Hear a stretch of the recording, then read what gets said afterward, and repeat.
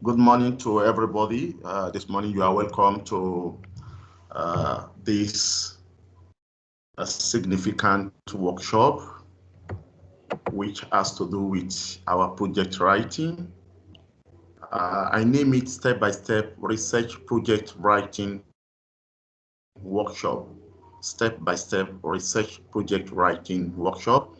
And in this morning, inshallah, we shall be discussing how to write chapter 1 of undergraduate research project. I would like to let you know right from the beginning that this seminar is serially organized. We shall be having the one for how to write chapter 1, then how to write chapter 2, how to write chapter 3, how to write chapter 4, and chapter 5. I want to believe that like the year 4 students, the graduate students had to benefit from this particular workshop. The 300 level as well will also be able to benefit because they have experienced what we call research in their year 2. And as well, the present year 2, if they join us, of course, they should be able to benefit. Against all odds, specifically infrastructural problem we have in our country, which of course are being one of the impediments this morning why we could not start in time.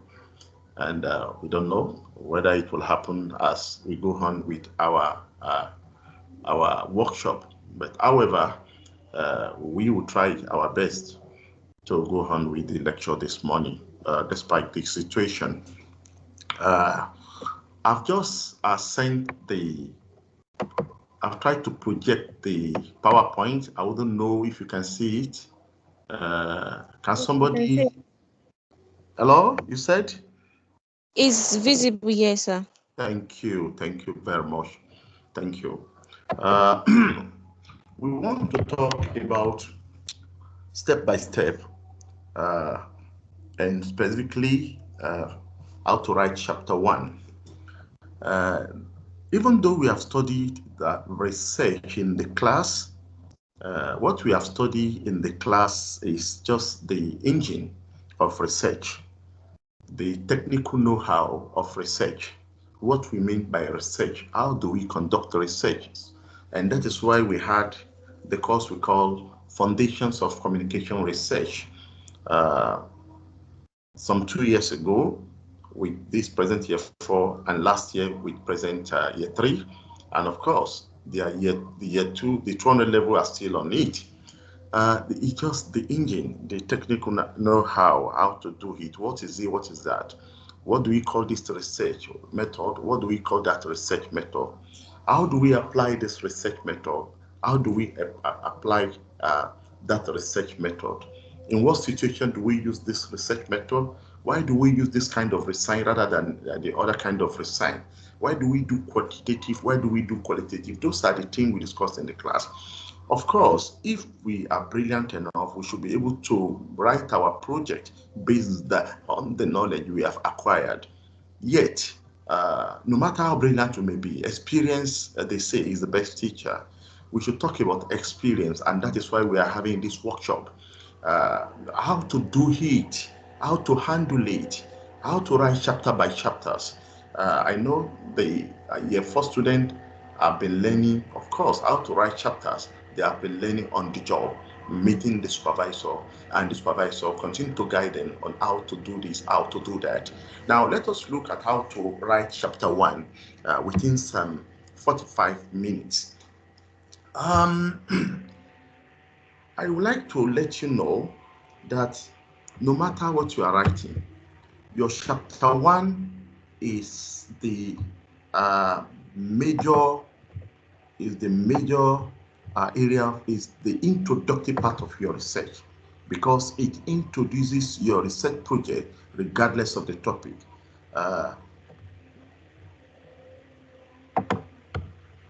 What we have in chapter 1, of course, which we title Introduction. Chapter 1 is titled Introduction, and I would like to quickly put it there, Introduction. And this is the title of chapter 1, Introduction. The whole chapter 1 is the introduction. The whole chapter 1 is the introduction to your research.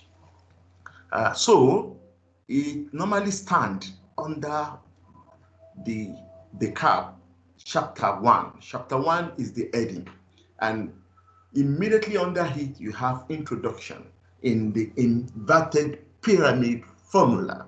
Chapter 1, then introduction. All of us remember the inverted pyramid formula we study in news writing. If you look at the projections I'm giving to you, you will see that chapter 1 is written in inverted pyramid formula. So that is the title of the chapter. Basically, the components of chapter 1 are as follows. We have what we call background of the study. If you like, you can call it background of the research. We also have it is logically followed by the statement of the research problem, or simply say the research problem or statement of problem. In some places they will just write the problem. In the US, some people just write the problem without much, because that is the home style, that is the house style of some specific some universities. That's what they do. They will say this is our style, the problem. Some just a statement of problem. Some will say the research problem, and some will say statement of the research problem. Whichever, everyone is correct. So it logically follows background. Next to it is objective of the research, then follow research question, then scope of the research follows, the significance of this research follows, then operational definitions of terms follows. Then we have at the bottom what we call references. Now we want to take it one after the other. As you can see, I want to take it one after the other. Now, let's look at how to write the background. What does background writing entails? First and foremost, I can see one of you trying to ask me, what is the functions of background? Because our knowledge of how to write background of the study relies to an extent on our knowledge of what background suggests. What does it mean? What is the function? What does it do in our writing? What does it do in chapter 1? It must have a function. And the functions of background in every research work, whether first degree, master's degree, or PhD, is that it is there to introduce the function of background in every research is to introduce it. It is to introduce the research and project a clearer picture of the research subject matter to the reader. That is what you want, your topic, what you want to tell us, the subject matter you are discussing in your research, the subject matter you are investigating. It is the background that will project it to us. It will let us know in clearer picture what exactly you want to do, what exactly you are talking about.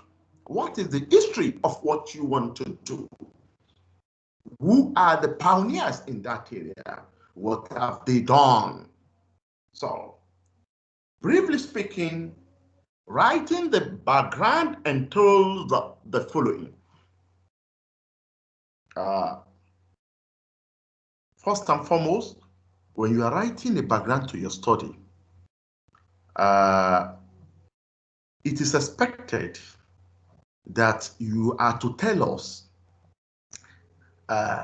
the history of the subject matter under discussed. Not history per se, but something like, this is how it began. This is how it began. So you have to talk, you have to write from the general or global or wider overview of the issue or event to be studied. Then you write from the global, the wider, the general, overview of the study. Then you move, you narrow it down to the specific situation you are writing about. I repeat it. You give us the global impression, that the general impression, the wider impressions of the subject matter.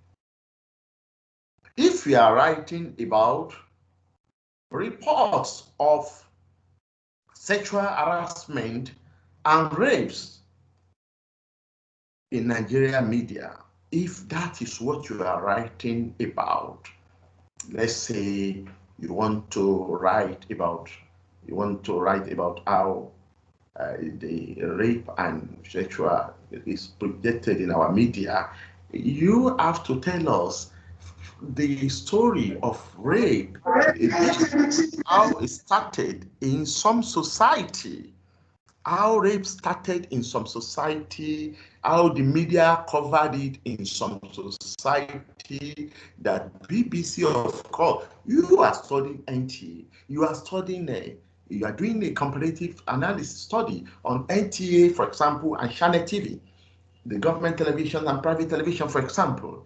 You can, of course, start from the overview.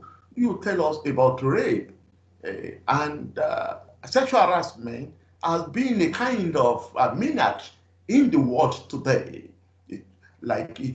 It happens in the academia and in other industry. And of course, the government is not taking it with levity anymore. Then you talk about all this.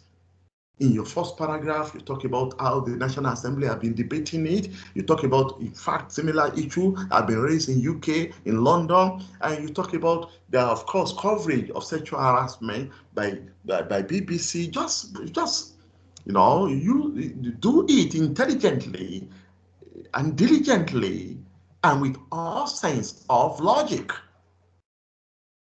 You start well if you can do that. Now, while you are moving, of course, as you are talking, you are, of course, trying to make an inside citation where you get this information from. Is it from newspaper? Is it from books? It is from journal? And of course, you can write towards the end of that paragraph, Ahmad 2016, or Punch newspaper, 23rd of June edition. So you do this in bracket. Then you are still writing. So you are writing, if you look at it, you are writing from the global and wider level. You are giving us a global and wider overview of the issue or subject matter, and you've been moving towards the specific. So take note that the specific situation is the focus of your own research, but you cannot start with that specific situation. You have to start with a general one.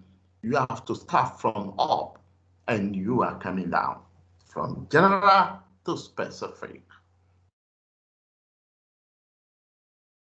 Use relevant facts obtainable from the literature to back your argument in the narrative. That is what I've just mentioned, that you have to use facts obtainable from the literature to back up your argument in the narrative. When I mention literature, I'm talking about existing body of knowledge.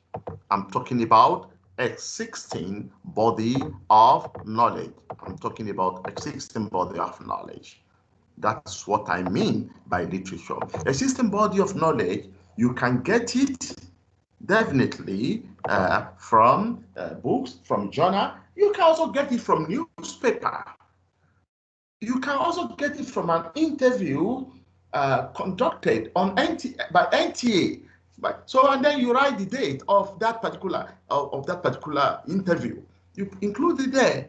It's part of. So you back what you are saying with obtainable fact. For example, if you are talking about rapes and sexual harassment coverage in the media, and you are talking about it, you can make a reference to an article written by a scholar in Punch newspaper or by a journalist or by a columnist writer. You take it, you use it, and of course, you cite it. Not writing verbatim what the person wrote, you are writing in your own style, using your own English, using your own expression. And of course, at the end of the paragraph or the sentence, you can put in bracket, Punch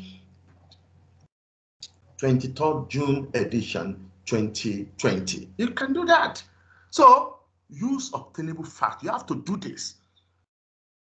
You have to take it from the literature, and I mention what I mean by the literature to you. I'm not talking about a novel, but I'm talking about books generally, journal generally, newspaper generally. They are part of the literature. In fact, electronic media, they are part of the literature. So to back your argument in the narrative, that is, in your explanation, in your background writing, then another thing that you should take care of when you are writing background, and this is very important, is that you have to point out the suitability, the feasibility, and the relevance of the subject matter you are investigating by stating evidence and figures obtainable from the existing documentation, like book, journal, newspaper, magazine. Yes, you may say that what I'm saying in number C is just like what I've said in number B. Yes, but there are some different. Number C is an expansion of B. Number B, I just mentioned that you obtain fact from the literature to back up your point. But number 3 here, you have to point out the suitability. You have to tell us why your own, the subject matter you are discussing, you have to insinuate that, of course, these particular issues that you are about to talk about is very suitable, it's feasible, and of course, very relevant, because that is what happens in our society today. So, and you also give some, of course, why, so the Daily Trust reported it, Punch newspaper reported it. One happened at Ile-Ife, University of Ife. Another one happened in Lagos. A lady was killed in Ibadan because of rape. Another one was killed in Bini. The one that was killed in Bini, between the one that was killed in Bini in Edo State and the one that was killed, murdered in Ibadan, your state, just 3 days after. And of course, you go through the literature, you go to the library, you find this. Definitely, you find it. You can use what I call it. You can use this thing to do what? You can use what should I call it? You can use Google. Just write the subject matter, insinuate it in the Google. It will bring you, and you see all those papers that have published that kind of thing. And what do you do when you see this kind of thing? You try to tie it down. You use this material as part of your references. You cite it inside citation, and you also use it in the reference. So when you are pointing out that, of course, this matter in another paragraph that sexual harassment, rape has been in newspaper report for some time now, you should talk about this and give an example of that. So you are establishing the suitability, the feasibility, and the relevance of the subject matter you are investigating by giving us those evidence in fact and figures from the documentation that I mentioned. And I mentioned document. I wouldn't like to repeat in literature. That is why I mentioned documentations. So the background could be written in 1 page, 2 pages, or more. I've seen where somebody wrote a background of about 4 pages. But at undergraduate level, I think I would advise, don't let it be too lengthy. Maybe 2 pages. 2 pages. 1 page may not be enough, may not give us the clearer picture. And that is why the scholar said that the lengthier the background, the clearer it projects the subject matter to the reader. Unlike a master PhD thesis, they can write 5 pages of background alone. inside chapter 1. The lengthier the background, the clearer it projects the subject matter to the reader. And when you are writing your background, please take note of this. Avoid irrelevant tales. Those things that are not relevant, please avoid those things that are not relevant. Do those things that are relevant alone. Anything that is not relevant, you don't need it. You don't need it when you are writing your background. I've seen it when, in some of the research I'm supervising, and I'm ejecting it. Don't copy from online. Don't write background of another person that have discussed the matter. Use your brain to write your own and avoid irrelevant tales. Please, every sentence, every paragraph should be fixed about the study. Every sentence should have something to do in the background. Every paragraph should be relevant. If there is a sentence that has nothing to do with the background, remove it. If there is a paragraph that is not functioning there, it's not functioning. It's not functional because it lacks the basic idea of, basic ideas with reference to what you are talking about while using it. So the sentence should flow in logical sequence. You should write good English. You should let it flow, in this logical sequencia, in the logical sequences. Every paragraph should contain sentences of similar sub-idea. The sub-idea, you see, let me make this, because of the word sub-idea, I want to make this clarification. The subject matter itself is an idea. Sexual harassment coverage in the newspaper, sexual harassment and rape coverage in the newspaper, or in the media, or in radio, TV, or in the mass media. And that is the basic idea of your study. And that is the basic idea contained in the background. But what do we mean by sub-idea? When you started from the global point of view on the matter, that is a sub-idea. When you move into the specific is also a sub-idea. And of course, when you are saying that this happened in Ibadan, it happened in Bini, it happened in so, according to newspaper report, according to this, that is another sub-idea. It should be contained in a paragraph.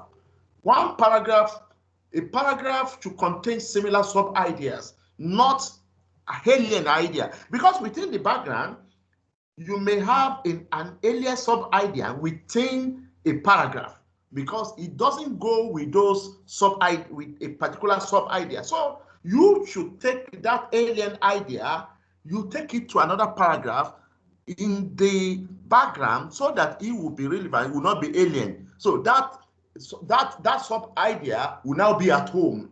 If you now put, because if you put it within other sub-idea and it doesn't relate with them, it's alien.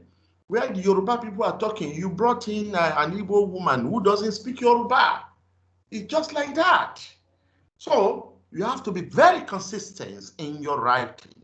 And that is what I can tell you about background. You may get ready for question and answer towards the end of this particular lecture.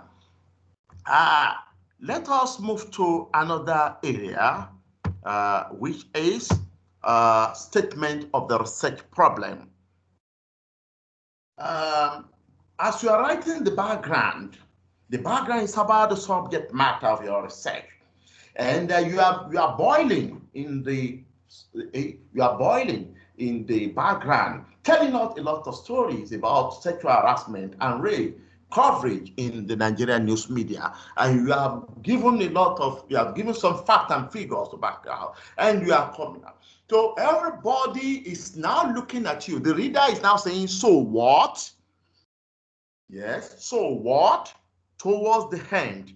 And of course, the last sentence, the last paragraph of the background is insinuating something that there is problem here.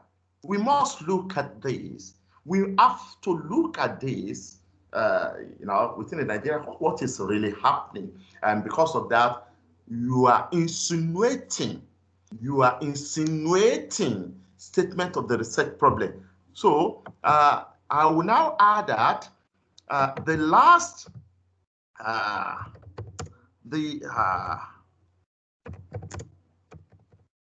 paragraph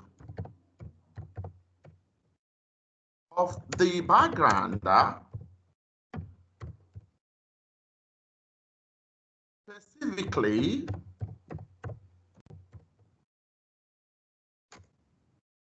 the last statement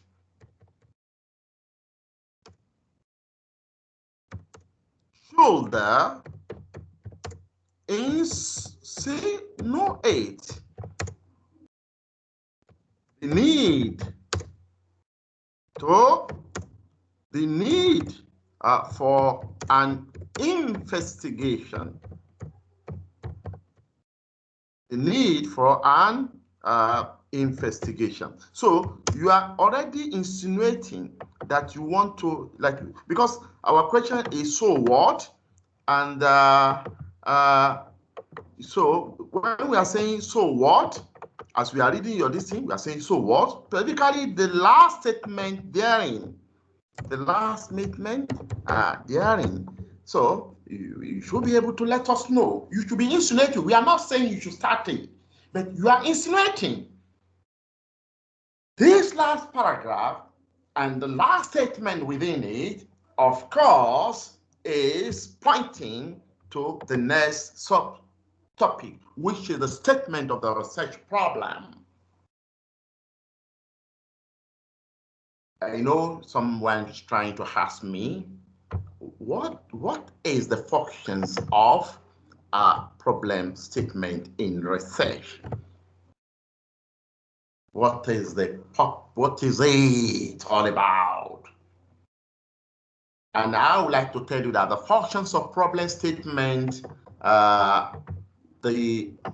functions of problem statement drives the whole. The functions of the problem statement is that the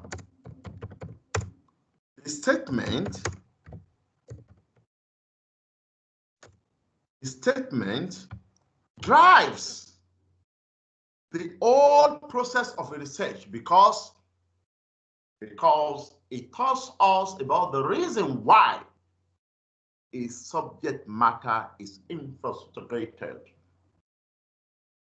It highlights the gap to be filled. It tells us about the gap you, Habiba Taiwo, want to fill in your research. The gap you, Scholastic, would like to fill in the study. Which gap are you trying to fill? Because you have given us background and you want to fill the gap. Therefore, the main variable or concept of the investigation should be practically mentioned. You have to mention those concepts or variables you want to deal with. So writing the statement of the problem entails the following, and you have to get this right from me.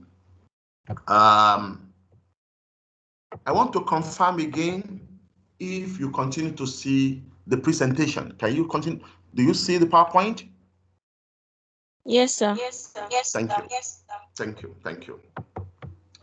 Now, the problem statement should logically reflect the basic idea of the background. I repeat it. The problem statement should logically reflect the basic idea of the background. It should consistently flow from the concluding part of the background. Like I told you, it should, I said the last paragraph, specifically the last statement, the last sentence within the last paragraph should be should reflect the basic, that sentence should insinuate that you want to do something, that you, Abiba Taiwo, you want to do something. Because the reader is saying, so what? You have created a kind of test. You have made the reader become thirsty. You want to drink water of knowledge. You want to know where you are going. So, and when you are now coming up with your statement, that statement should logically reflect the basic idea of the background. It's like the background continues, even though the subtopic statement of the research problem has created a bridge between the two, or a sort of margin. So, and when we start to read it, we just know that it is not the background. Is it not the background that is still going on? It should make us to think that way, because the two should not be disconnected. The problem statement should not be disconnected from the background. The background should not be disconnected from the junior sister that is coming, that is the statement of the problem. They two should go pari passu, hand in hand. It should consistently flow from the concluding part of the background. If the statement that you have written contains different and unrelated idea, then it is not a good one, and you have to remove it. I repeat it, if the statement does not speak the same idea, does not speak to even to your own mind, of course, you are the writer, you should know. If it doesn't speak the same idea, if what he's saying is totally different from the background, you have to remove it. You have to eject it. It does not belong to that place. Because the statement is the reasonable conclusion of the issue raised towards the end of the background. Therefore, the research problem must be rationally, clearly, accurately, and briefly stated about the specific subject of the investigation. So research problems should be written in 1, 2, or 3 paragraphs. Research problem should not be as lengthy as the background. In other words, the statement of the research problem should be shorter than the background. That should be meaningful, should go straight to the point, should hit. The hammer should hit the nail on the head. So a research problem should be written in 1, 2, or 3 paragraphs. In fact, in some school of thought, everything should be contained in 1 paragraph. Even if you have nice, it should be just like a block. But in some school of thought, they allow that you can make it in paragraphs. They allow it. It is allowed that. So 1, 2, or 3 paragraphs. So the shorter the problem stated, the clearer it is. The clearer it is, the better it projects the rationale for the research. Don't let it be lengthy. What you need in problem statement is the logic. The clearer, the shorter it is, the clearer it is. The clearer it is, the better it projects the rationale, the why, the major reason for your research. A typical problem is always about any of the following. When you are writing problem statement is it's about any of the following. It might be a missing link in a subject matter. Maybe some scholar have written about this particular subject matter, they have discussed it, but there is a missing link that they did not include, and that is what you want to include. Maybe you have read about sexual harassment and rape. A sociologist wrote a research project, and you have interest in sociology, and you have read that research project, and you saw that he is talking about sexual harassment in the society and the approach of government to it. And he just insinuates the media, but he did not elaborate the media. And you are looking at that there is a missing link. I have to talk about this. Someone might, of course, might have, of course, studied, talking about sexual harassment and rape, coverage in electronic media, but you want to look at it from the perspective of newspaper.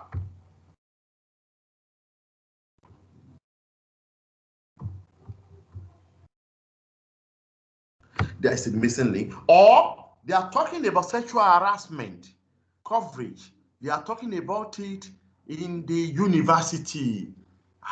Are the lecturers the only people that are harassing students? How about in the banking sector? You want to conduct research about it, that maybe this thing happened in banking sector also, and you are searching for the media, whether it happens. Or maybe you look at it, it comes from different. So the need, we may be looking for a missing link in the subject matter. For example, look at women violence, violations of women rights in the society. Sexual harassment is one, rape is another one, and then you may look at another thing that's very close to that. So the need to investigate a new issue, event, or matter may also be there.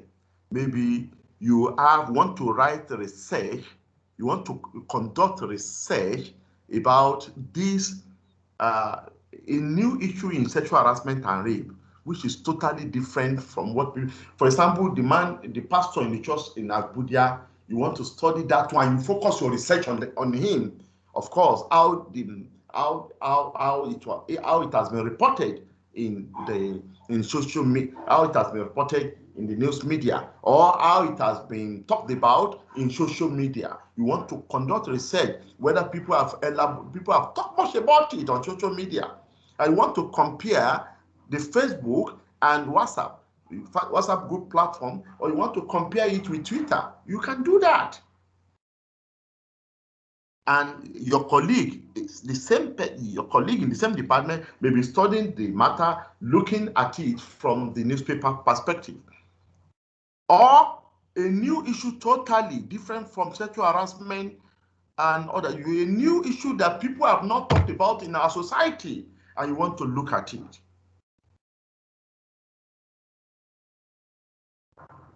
You want to conduct research in that area. You want to talk not about mass media, you want to talk about interpersonal communication. You want to interview girls in your department, how people, try to, a kind of sexual harassment using interpersonal communication. And you want to look at the vertical from the point of view of pattern of communication, the vertical or horizontal pattern. You want to look at it. The need, of course, it also, another one is the need to investigate an issue from a newer perspective, like what we have been saying. The need to provide an answer to an unanswered question. There's a question that is boggling your mind. It has always been there. And your mind, you are telling yourself that if I'm doing my year 4 research, I'll do it. I'm not going to do empirical studies. I'm not going to collect questionnaire. I don't want to interview, but I want to do maybe an interpretative study, interpretative research. I want to review the literature. I want to read about sexual harassment in the media in the past, and what critical scholars have said about this in our society, and what does it project to the society. That is what I want to write about. I will have my chapter 1, chapter 2, chapter 3, chapter 4. Of course, it is possible.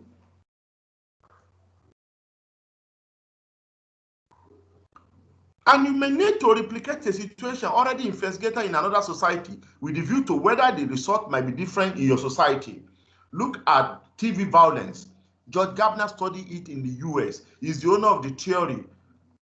During his lifetime, even before he died, scholars in the US started doing the same thing. Then in China, in Japan, in Singapore, in Malaysia, they use the same theory. They want to know whether television can induce violence in the society. They want to replicate what it did, whether the result is the same. Of course, in some society, they get similar result with George Gardner result in the US, but in some society, they got totally different result. So that is just it. That is just it. That is just it. That is just it. Now, let's move to, so I want to tell you also that in our research, we should know that statement of the research problem is the nervous system of our research. If they ask you, what is the CPU of research? CPU, we have in computer. The brain of the research. Please tell them that is the problem statement. If the problem statement goes wayward, your research is scattered. Forget it. Because your supervisor, from the beginning of your research to the end, will continue to talk about the problem statement. You say, will this go with your problem statement? When you go to chapter 2, you will say, you will look at it, you will say, this literature review doesn't go with your problem statement. Or, yes, of course, this theory doesn't go with your problem statement. We are talking about sexual harassment and rape, and with the media. This particular theory doesn't go. These are the theories that go. Choose from this one or two theories, and so forth. If you argue that the theory goes, then the scholar may tell you that, yeah, the theory goes from the same subject matter, but looking at it from another perspective. But the perspective of your problem statement does not align with this theory. Likewise, your research question, it must explicate your research problem. Likewise, your research objective, likewise, your scope, likewise, your significance of study, likewise, your methodology must go with your research problem. If your research problem is about what you call it, sexual harassment, coverage of sexual harassment in the media, and it has nothing to do with the audience but the media, you can't use survey. You go for content analysis or textual analysis if you are doing qualitative. If you are doing quantitative, content analysis. But if, of course, you want to, your research is about audience perceptions of media coverage of sexual harassment, if that is it, by the fact that, because of the fact that you have mentioned audience, you are not dealing with the content or with the text. What you are dealing with the audience. Then either you go and interview them, do focus group discussion if you are doing qualitative, or you use questionnaire if you are doing quantitative. It depends on what you want to do. So problem statement is the most risky area of our research. Very fragile. Once you fail in problem statement, you fail in others. If you pass in problem statement and you fail in others, we can always try to take you back to your problem statement, and you go on and you go on and you go on. And that is why problem statement is emphasized in your research proposal. So this is it. I said we are going to have 45 minutes, but we have not been able to finish everything. Now, let us talk about research objective briefly. I can see Scholastic asking me, what is the essence of the objective of research? Well, the functions of research objective is telling the reader about the purpose for which a subject matter is being investigated and what we would like to achieve with the investigation. If you see any research project where they write objective of the study, they don't write purpose of the study, you should know that the writer of that project is writing nonsense, because objectives of the study also mean the purpose of the study. It tells the reader the purpose for which a subject matter is being investigated and what we would like to achieve with the investigation. What do we want to come? What do you want to do with it? What do you want to achieve? In a nutshell, research objective explicate the research problem stated. It will, or the problem statement that you have given us, the objective will now explicate it. it will cut it, it will now give it, now, public statement is a whole statement. Now, the objective will now break it in smaller parts. So, your research objective must be derived from the research problem. If your research objectives are not derived from your research problem, then there is problem. It suggests that you don't know what you are doing, or you are missing the road, or you are being misled.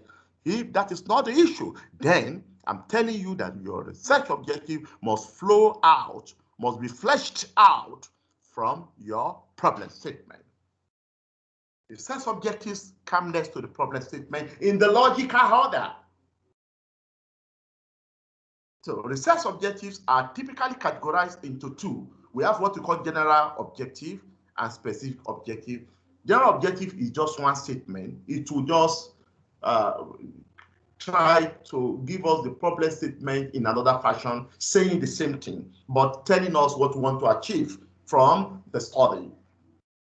So why the general objectives? I make it singular because it is one. Because why general objective projects the overall goal of a research project, the specific objective explicate the goal one after the other. Because once you are giving the general objective, then you have to itemize. You have to now break down the general objective. It's like there is somebody beside you when you are giving the general objective. It's now telling you, please, can you explain it to me specifically? You will see that from general objective, which is one, you may get 3 or 4 or 5 specific objectives. And then you now say objective 1, objective 2, this to do this, to do that, to do this. The research is to do this. I'm getting warning from my laptop, so in some 5 minutes time, we are going to stop. So the specific objectives are stated in declarative format. To do this, want to do this, in order to, we are writing this, we are investigating this matter in order to do the following. 1, to do this, 1, to identify, and so on. That is why you find it that way. Let me quickly rush the order. We can do something in addition later. The next thing is research question. It logically follows the research objective. The functions of research question is to translate the research objective in an interrogative manner. And that's why some scholars will say convert it to question.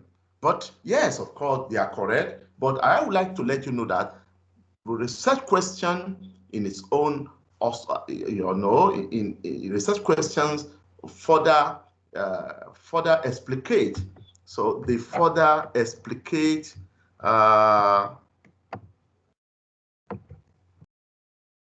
research questions further explicate the research problem that have been stated in interrogative phrasing as well.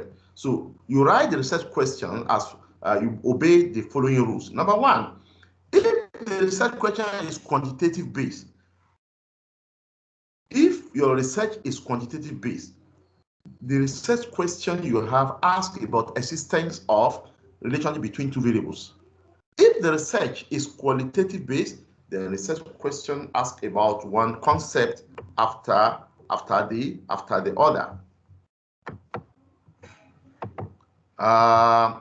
We are going to talk about that later when we have time. Significance of the study. When we talk about significance of the study, the function of significance of the study anytime you write project is to point out the benefit deriving from the research work. What are we going to gain? No matter what, no matter how small it might be, every research gives some benefit. They give benefit. They give some benefits. Every research gives some benefits. They are not just for nothing. It gives benefit. It gives out some benefit to some people and to some institution. It says every research effort gives out some benefit to some people and institutions. So writing significance of the study should contain the following. You have to state clearly whenever you write your research significance that you should tell us how your finding will be able to add value to the existing body of knowledge.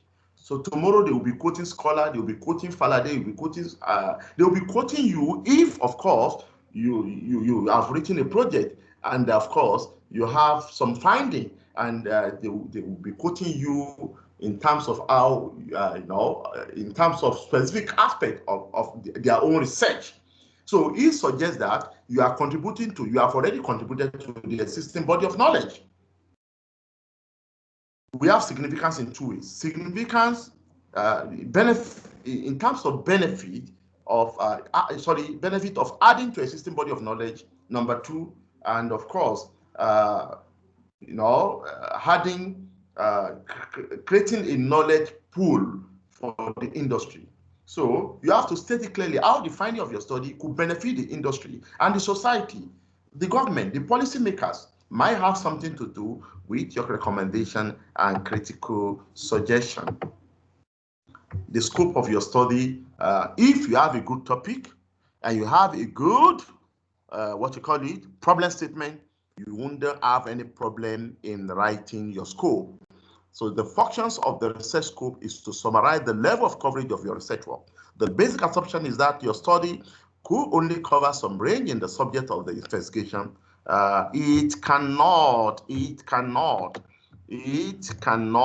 cover everything. So the research scope entails this. The research scope is partially defined by a good research topic and a good problem statement, and you have to do this. Operational definition. Operational definition, the function is to summarize the level of, operational definition, to do operational definition, you are expected to define all the major concepts which you will use in your study. Most of the concepts will come from your second chapter. In your literature, you have a concept, so you have to define them in your chapter 1. Take note that specific concepts mean different things in different studies. It is not the same thing. Concept should be conceptually defined. You have to base your concept on the context of your study. So the issue is, how do you mean with a specific concept? And lastly, you have to include your references in alphabetical order, but that is a subject matter of another day. I would like to end the lecture like this because the battery has warned me. Maybe we can have, I will connect with you online about the